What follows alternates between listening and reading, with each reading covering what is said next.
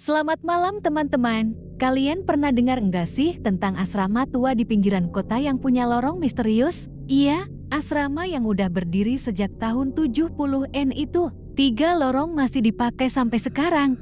Tapi lorong keempat. Tapi sejak kejadian aneh di tahun 2008, pihak sekolah memutuskan untuk menutup lorong itu. Pintunya dikunci rapat, digembok, bahkan dipasang papan pengumuman dilarang masuk dengan huruf merah besar. Katanya sih udah ditutup sejak 15 tahun yang lalu. Anehnya, meski udah ditutup, masih banyak yang sering dengar suara-suara dari sana tiap malam. Mereka sering dengar suara orang ngobrol dan ketawa dari sana, padahal udah lewat jam malam. Ada juga yang bilang pernah lihat lampu nyala di salah satu kamar.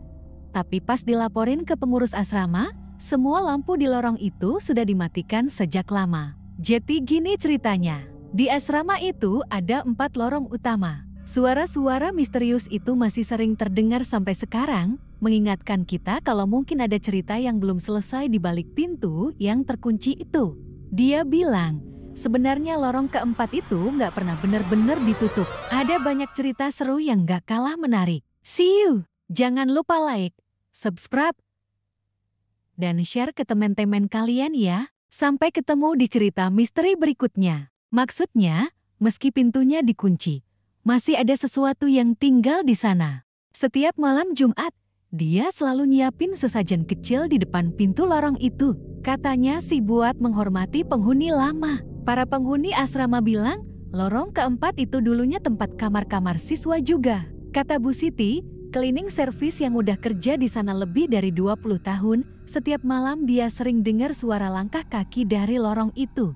Padahal kan udah dikunci. Yang lebih aneh lagi, kadang tercium wangi bunga melati yang sangat kuat. Yang bikin penasaran, kenapa ya harus ditutup? Pak Hendra, satpam senior asrama, pernah cerita kalau dia sering lihat bayangan lewat di jendela lorong keempat waktu lagi patroli malam. Tapi setiap dicek, pintunya masih terkunci rapat. Ada yang bilang itu cuma urban legend. Ada juga yang percaya kalau tempat itu memang punya penghuni khusus. Nggak ada tanda-tanda dibobol atau dirusak. Beberapa siswa yang kamarnya dekat lorong keempat juga punya cerita sendiri. Tapi yang paling bikin merinding itu cerita dari Pak Rahman, kepala asrama yang sekarang. Sampai sekarang, misteri lorong keempat masih jadi bahan obrolan hangat di kalangan penghuni asrama. Yang jelas, meski udah bertahun-tahun ditutup, lorong keempat sepertinya nggak pernah benar-benar sepi. Gimana menurut kalian? Ada yang punya pengalaman serupa di asrama atau sekolah kalian? Ceritain dong di kolom komentar. Oh iya, buat yang penasaran sama cerita-cerita misteri lainnya, bisa cek playlist kisah misteri di channel ini.